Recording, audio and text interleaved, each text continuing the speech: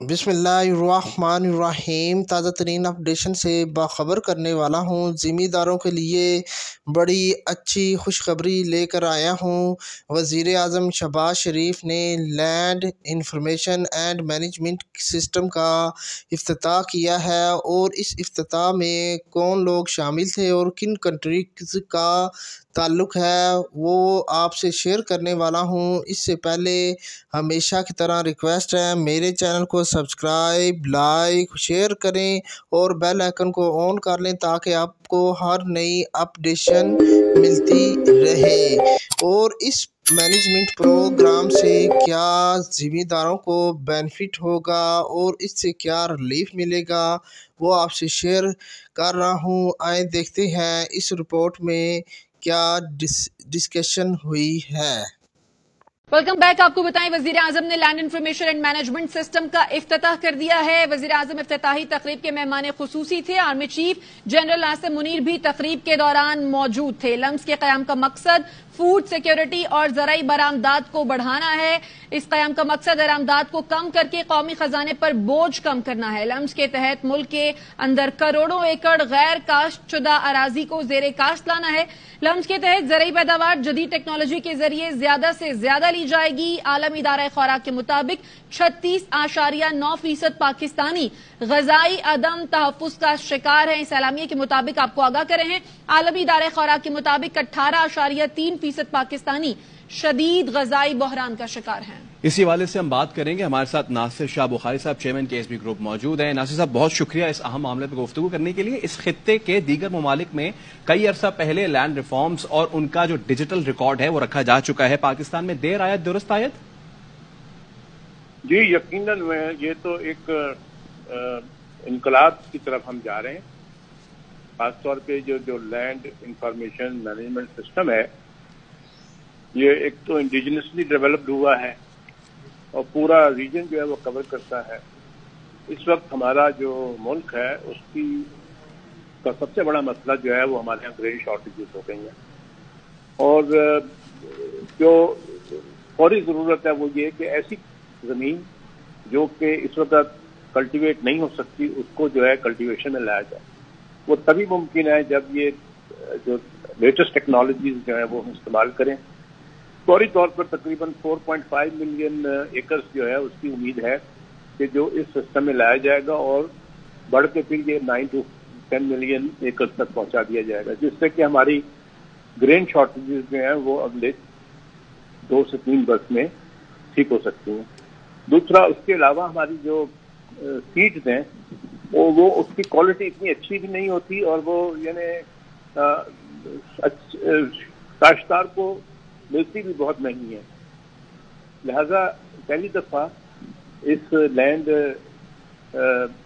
Information management system के जरिए वो सीड्स की सर्टिफिकेशंस का भी सिलसिला जो है वो शुरू किया जा रहा है। ये ऐसा ही है जैसे कि गोया अगर हम बीमार होते हैं तो हमारा एक्सरे होता है, हमारी स्कैनिंग होती है, तो ये जमीन की स्कैनिंग करता है और उसके बाद जो जमीन के अंदर अगर कोई नामियाती कमजोरी है वो बताएगा, अगर उसका pH लेवल ज्यादा है वो बताएगा, अगर सैलिनिटी ज्यादा है वो बताएगा। इसी तरह जब काश्तकार जो है वो अपनी फसल जो है उसको बो देता है तो उसको अगर पानी का स्ट्रेस है तो ये वो बताएगा। तो काश्तकार जो है पानी उतना ही डालेगा जब उसको जरूरत पड़ेगी और उसकी बढ़ोतरी जो है वो भी साथ साथ वो अपने सिस्टम के जरिए जो है चेक कर सकता है। इसमें जो खास खुसूसियत है वो ये कि ये AI टेक्नोलॉजी है और ये पहली दफा जो है पाकिस्तान में इस तरह इस्तेमाल की जा रही है। जी सही। नासिर शाह बुखारी साहब, आप हमारे साथ ही मौजूद रहेगा। ज़राई माहिर नसीरुल्लाह खान साहब ने भी हमें ज्वाइन किया। नसीरुल्लाह साहब, बहुत शुक्रिया एयरवाई को आपने वक्त दिया। सर कहिएगा, कितनी बड़ी अचीवमेंट है land information and management system का इफ्तिताह कि हम रवायती तरीकों से हटकर जदीद बुनियाद पर ज़राअत पर मुंतकिल हो रहे हैं? जैसे आपको नाम से जाहिर है कि land information and management system जो है पूरी दुनिया के अंदर जितनी भी एग्रो डेवलप्ड इंडस्ट्रीज आप देखेंगे दुनिया में, जो बुनियादी चीज है एग्रीकल्चर के लिए वो जमीन है जी।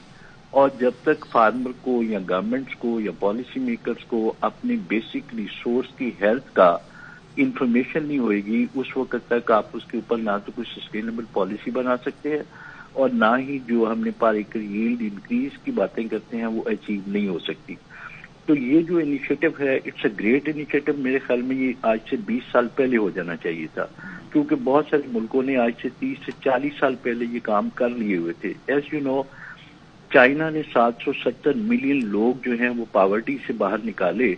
The only reason was they were having land information and management system and same is in US, Canada, کسی کنٹری میں آپ چلے جائیں تو یہ جب تک آپ کو آپ کے لینڈ ریسورسز جو ہیں ان کی انفارمیشن نہیں ہوئے گی, اس کے ییلڈنگ پوٹینشیل کا پتہ نہیں ہوگا, اس کے اوپر کون سی مشینیں چاہیے, اس کے لیے کون سے ان پٹس ریکوائرڈ ہیں, کس قسم کے سیڈ, کس قسم کی کراپس کو وہ سپورٹ کرتی ہیں, اس وقت تک آپ جو فوڈ سیکورٹی کے چیلنجز ہیں ان کو میٹ نہیں کر سکتے.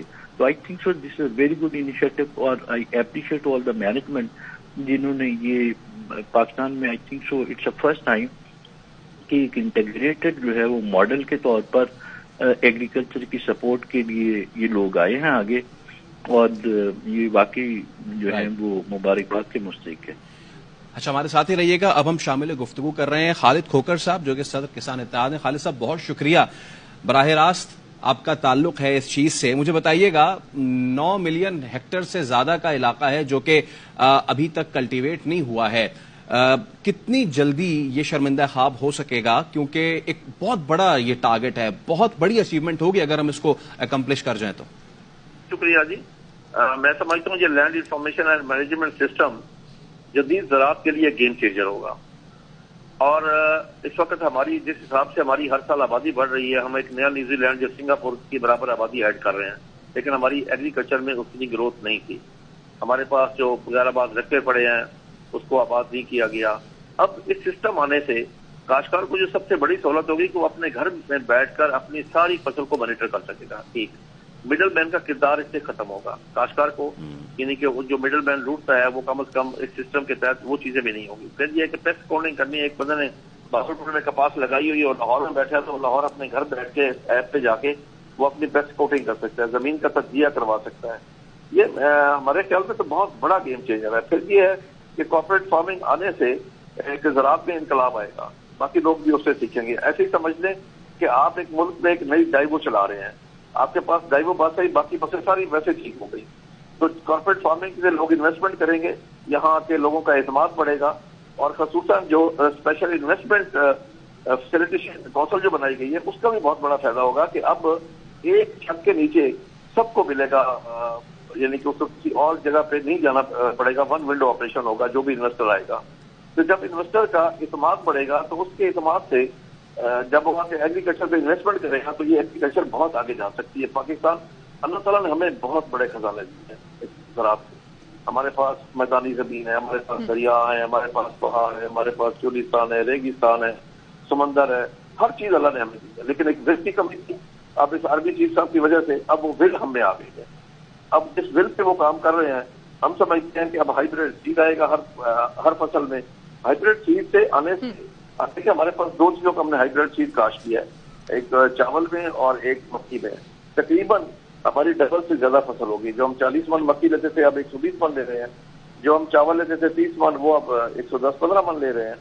تو باقی اسی طریقے سے جب ہم جدید ٹیکنالوجی لائیں گے, جدید ریسرچ ہوگی, ریسرچ پہ انویسٹمنٹ ہوگی, پھر ایک جگہ پہ بیٹھ کے سارے پورے پاکستان کو مانیٹر کیا جائے گا جی, تو اس سے ایک گیم چینجر ہوگا. جی آج دیکھیں نا ہم $14 سے $15 بلین کی ایگریکلچر پروڈیوس کے ہم باہر سے امپورٹ کر رہے ہیں, ہم افورڈ نہیں کر سکتے.